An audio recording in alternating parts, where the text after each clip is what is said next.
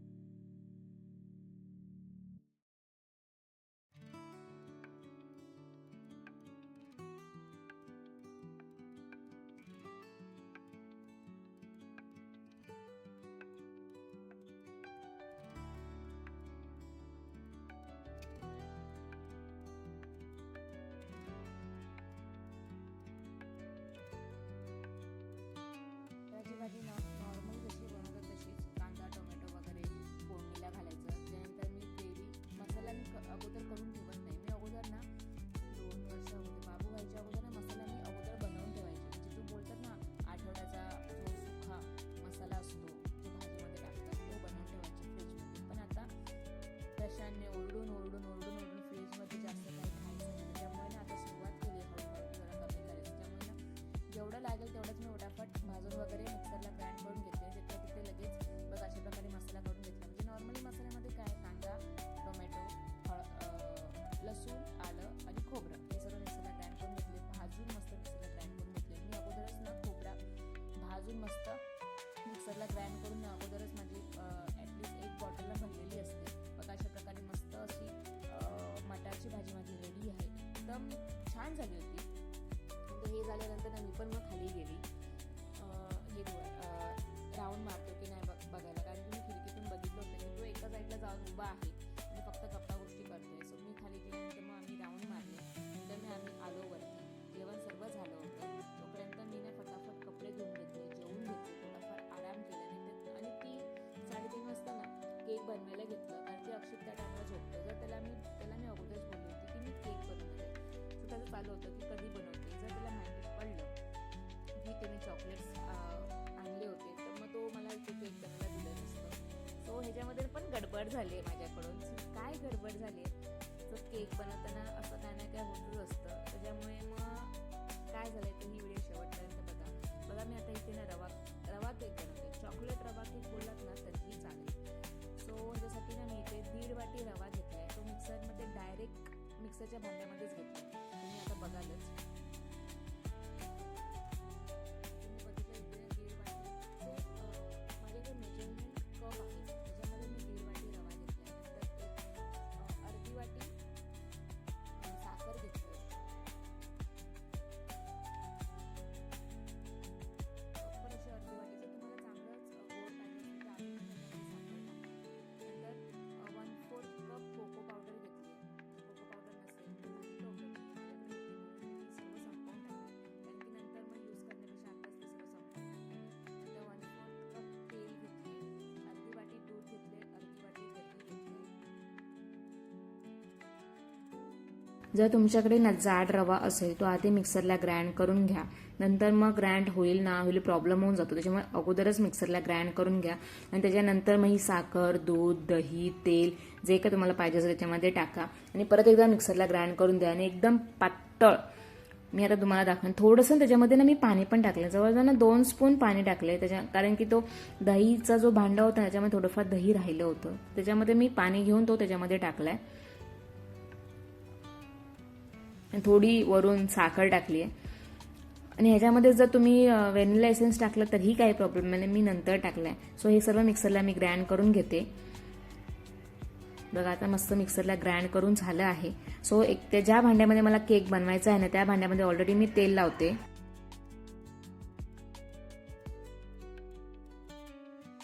बारीक रवा असेल तर काहीच प्रॉब्लेम होणार नाही. सो ज्या भांड्यामध्ये मला केक बनवायचा आहे कुकरच्या भांड्यामध्ये त्याच्या ऑलरेडी मी तेल लावून घेतलं. त्याच्यामध्ये बटर पेपर ठेवलाय आणि परत तेल लावलंय. सो बघा ह्याच्यामध्ये मी आता 1 टेबलस्पून बेकिंग पावडर टाकले आणि अर्धा टेबलस्पून सोडा टाकलाय. व्हॅनिला एसेन्स जवळजवळ मी 1 स्पून टाकलाय.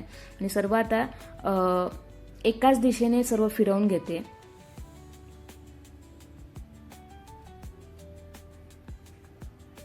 एकदम मेल्टी जसं चॉकलेट असतो ना त्याच्याप्रमाणे झाला ना ती खूपच टेस्टी लागतं. कळतं आपल्याला की सर्व जे आपण त्याच्यामध्ये टाकले सर्व मेल्ट झालंय.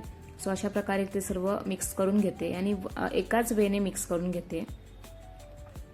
आणि एका साईडला मी कढई गरम करायला ठेवली होती. त्याच्यामध्ये थोडंसं मीठ टाकून जाळी ठेवली होती. जवळजवळ ना 15-20 मिनिटं ती मीडियम आचेवरती गरम झाली आहे. आणि आता सर्व आता मी त्या बाउलमध्ये सर्व आता जेवढं आहे तेवढं सर्व टाकते. जर तुम्हाला त्याच्यामध्ये ड्रायफ्रुट्स टाकायचे असतील तुम्ही टाकू शकता. जर चॉकलेट्स टाकायचे असतील तर टाकू शकता. जर काही तुम्हाला टाकायचं असेल तर आता त्याच्यावरतीच टाकू शकता. आता मी ते 20-25 मिनिटं ठेवली होती ना ती आता मस्त अशी गरम झाली. आणि हे सर्व भांडं त्याच्यावरती ठेवते. त्याच्यावरती झाकण ठेवते आणि 20 ते 30 मिनिटांसाठी मीडियम फ्लेमवरती आपला केक प्रॉपर असा रेडी होईल. तुम्ही पण नक्की ट्राय करा. म्हणजे जे अवेलेबल असेल घरामध्ये त्याच्यामध्येच मी हे केक बनवलं आहे. त्याच्यामध्ये जास्त काही बाहेरून आणला नाही आहे, काही नाही आहे, चॉकलेट्स पण नाही आणलं आहे. जे काही अवेलेबल आहे त्याच्यामध्येच केक बनवला आहे. अक्षितला पण तो खूपच आवडला. तो 2 दिवस तेच खात होता. सो आता फटाफट मी आता हे करून घेते केक. मी डेअरी मिल्क आणली होती चॉकलेट मेल्ट करण्यासाठी, तर त्याच्यामध्ये बटर पण टाकलं. पण मी जो बाउल घेतला होता डबल बॉइलिंग करायला ना, तो खालचा बाउल खूप छोटा होता, त्याच्यामुळे मोठा होता, त्याच्यामुळे ना सर्व पाणी त्याच्यात गेलं आणि खूप पराक्रम झाले. म्हणजे तो मेल्ट झालाच नाही, भलतंच काहीतरी क्रिएट झालं. सो मी सर्व टाकून दिलं. असं काही ना काही होतच असतं माझ्यासोबत जुगाड.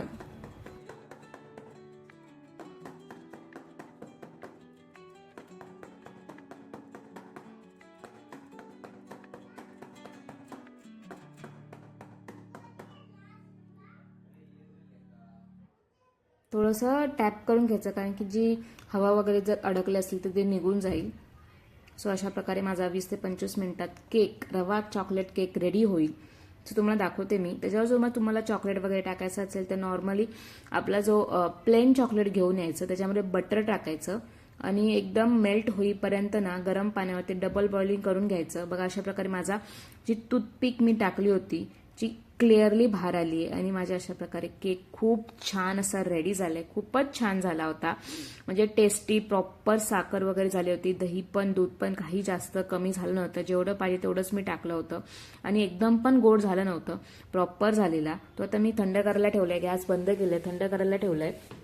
थंड करून झालं की एका जे चारी बाजूने सेल करून घ्या, म्हणजे काढून घ्या सुरी टाकून, कारण की ते निघेल.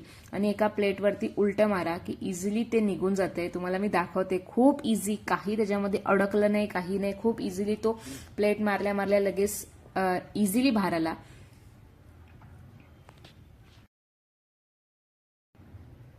मी आपटत होते, ऍक्शन करत होते. बघा खूप छान असं इझिली बटर पेपर पण आला. याच्यावर तुम्हाला जर चॉकलेट टाकायचं असेल ना तुम्ही टाकू शकता, मेल्टेड करून. नंतर केक वगैरे खाऊन झालं नंतर असंच आम्ही राऊंड मारायला गेलो. अक्षितची स्टाईल बघा, की राऊंड मारण्यासाठी फोटो काढायचं झालं की त्याची स्टाईल खूप छान असते.